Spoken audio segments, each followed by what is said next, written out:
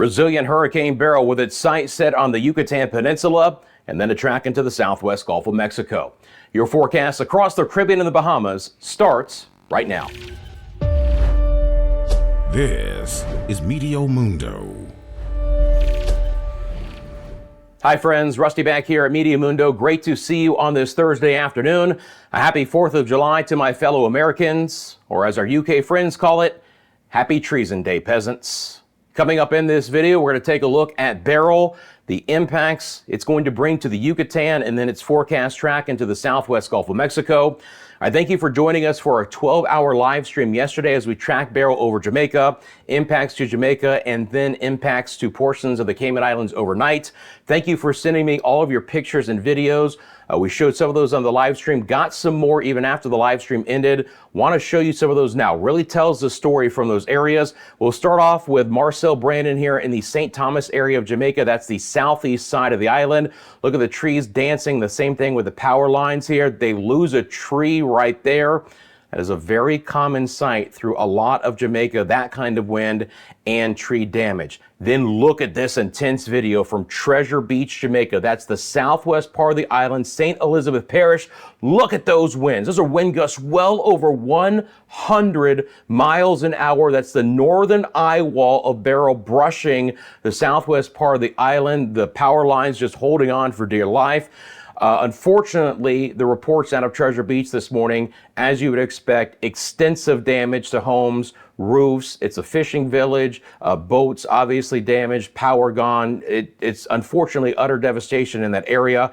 I appreciate Garfield Taylor taking the time to send in that video. Now look, the Cayman Islands did have some impacts overnight. This is from Bianca Green in Grand Cayman.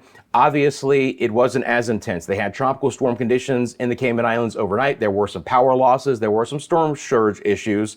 But it's good to see that it was more of a brush in the Cayman Islands with Beryl. And then if you guys remember this video, we were watching the flat bridge area of Beryl as it was arriving, and it was very tranquil. Look at the aftermath here. The river obviously swollen, and then look at all of the tree debris that is blocking the river and now building up and over that bridge. I think that is a big sign of kind of the widespread damage that obviously our friends in Jamaica took, and we know that recovery efforts are undergoing right now in a very earnest way. Again, you can send us pictures and video to mymetiomundo@gmail.com, and I appreciate you finding us through all of our other social media channels. Our thoughts are with our friends there. I appreciate you guys sending us all of those pictures and videos. Thank you for liking this video. Thank you for all of the support during the live stream yesterday. I think the only thing that I can say about it is I truly am humbled. Thank you for subscribing. Thank you for sharing this video. Thank you for supporting us here at Meteo Mundo all the different ways via our membership, our super thanks, the PayPal, the Venmo, all the different ways.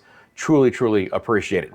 Okay, let's get into what's happening on this Thursday afternoon with Hurricane Beryl. Beryl was still bringing some tropical storm conditions to Grand Cayman through the early afternoon hours.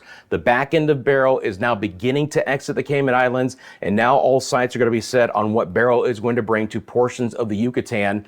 We will start to see some tropical storm conditions tonight, and then some hurricane conditions as we get into the wee hours of our Friday. Now, Beryl continues to weaken a bit. It has winds of 110 miles an hour. But look, this is a resilient, still very powerful hurricane, and our friends in the Yucatan need to be very vigilant with this storm. That's what it looks like on infrared satellite imagery. This is what it looks like on visible satellite imagery. The eye is still clearly visible here.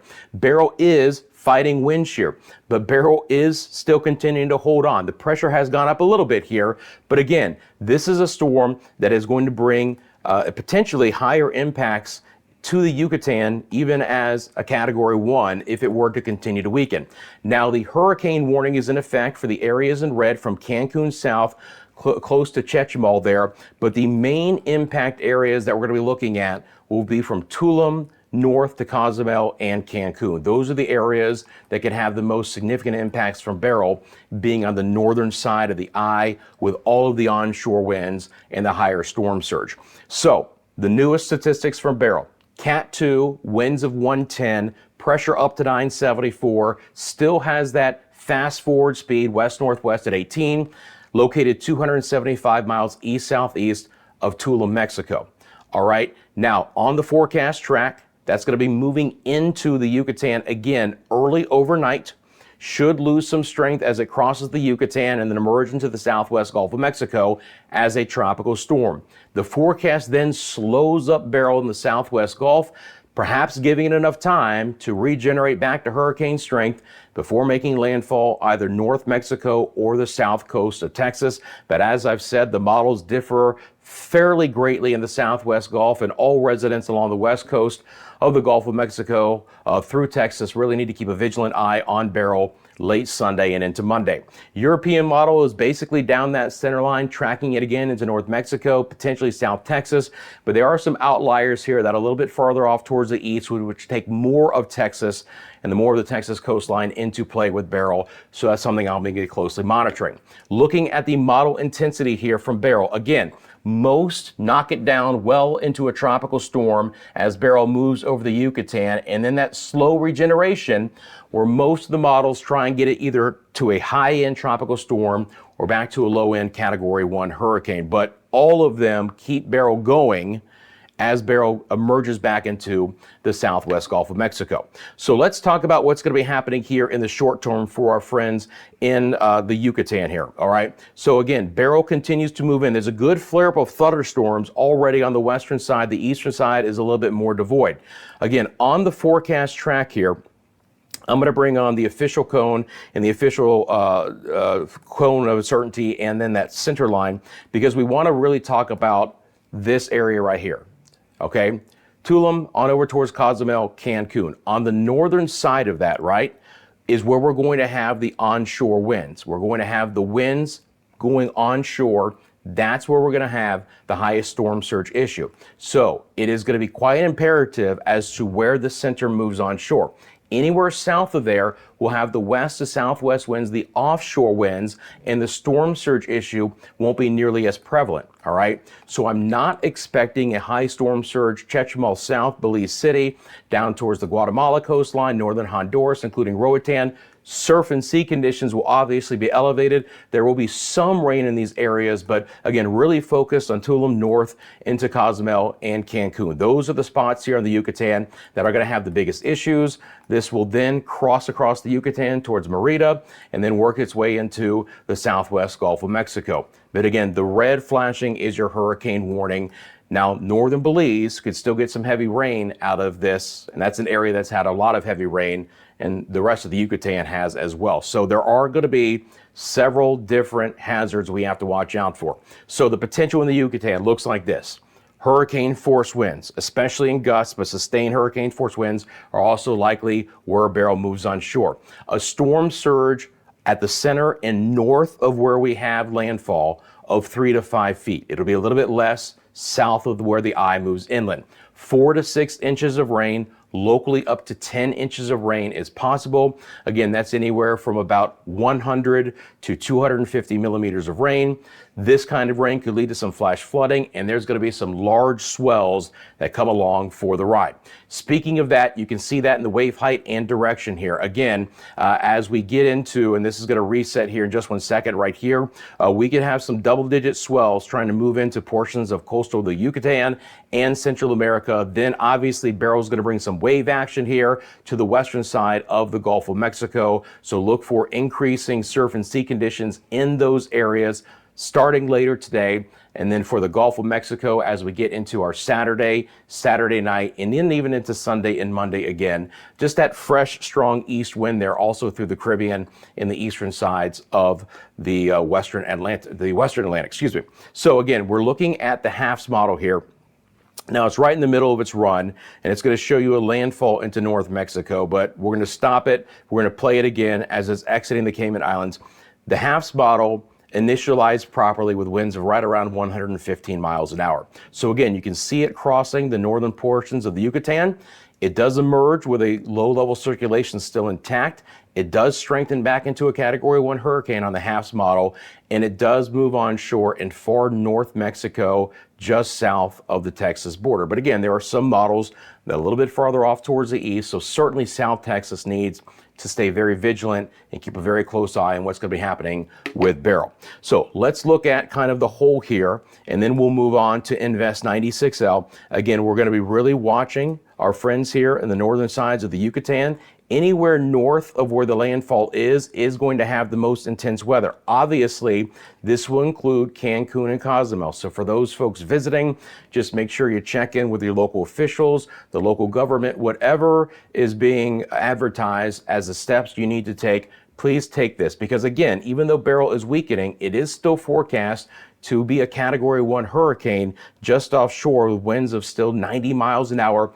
And there will be some higher gusts. I mean, obviously, we're not getting the gust product on here, but there will be some gusts potentially even over 100 miles an hour close to the center of circulation. And then the wall of water that could be piling up here as well. Could be some massive beach erosion in some areas to go along with the very dangerous rip currents and the surf conditions as well. So let's take a look now at what's happening with 96L. 96L is an extremely broad, elongated area of showers and storms here in the Central Caribbean. It really hasn't ramped up anymore. It's obviously following on the heels of Beryl. The environment's been a little bit, raked. There is still some wind shear, so this really hasn't developed. Now look, it is starting to fire up some storms right now through portions of the Dominican Republic and Puerto Rico over the Mona Passage in between, and then for portions of the U.S. and British Virgin Islands. So some of the greater Antilles, even into the Leeward Islands, going to be impacted by this disturbance today with an increase in showers and storms. So it's an elongated area, which means it's going to be impacting more areas, but it's probably not an area that's going to end up developing. If there is a chance that 96L is going to wrap up, it's going to happen in the Northwest Caribbean, or as most areas or most systems have done, try and wrap up in the Southwest Gulf of Mexico, several days behind Beryl, but again, kind of taking the same track. Unfortunately, this does have the opportunity to bring more rain to places like Jamaica and the Cayman Islands, and then back over the Yucatan and portions of Central America. Areas that don't need more rain could get additional showers and storms out of that. So let's take a look at that for you real quickly here. Going to loop that up, and while I'm doing so, again, if you haven't liked the video, I appreciate you liking the video. If you haven't subscribed yet to Meteo Mundo, thank you for subscribing right now. It's just taking off all the information on Beryl, just going to make it a little bit easier to see here. Again, the GFS model is just completely out to lunch with how strong Beryl is, so really just discounting that at this point in time. So what we really want to focus on here is 96L. You can see it remains very sloppy. There'll be some more rain developing in the Southwest Caribbean on the eastern side of the Central American gyre, which still continues to spin around.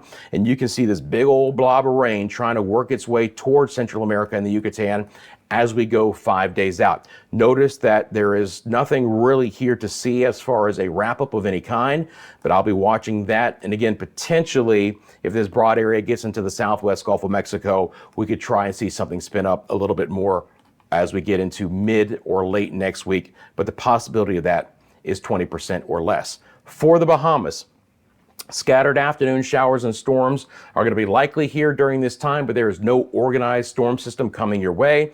At this point, I just expect some widely scattered storms in the afternoon hours. Once Invest 96L moves off towards the west, it will become a little bit quieter with more general afternoon storms for portions of the Dominican Republic and Haiti, Puerto Rico, and the Lesser Antilles in general. No strong tropical wave on the board over the next few days, but I'll be monitoring a couple out there again that will try and march the way off towards the west. But again, at this point in time, don't expect there to be any big impacts from tropical waves in this area over the next 5 days. So again, all eyes will be on Beryl, with impacts expected for our friends in the Yucatan. If you live in this area, please take it very seriously. Again, Beryl is forecast to remain a hurricane as it moves into this area early overnight.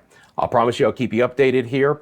Thanks again for liking and subscribing. You guys have a great rest of your Thursday, and I'll see you soon right here at Meteo Mundo.